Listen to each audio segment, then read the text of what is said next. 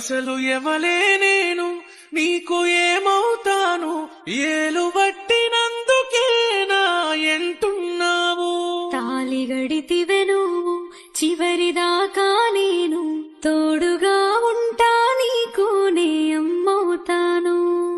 పుట్టెడు కట్టాలున్నయ మనకు, ఈ రోజుంటై రేపుండై దిగులెందుకు. నాతో సుఖముండదమ్మ నీకు, ఎట్లయితే గట్లాయే ఇక చూసుకుందము.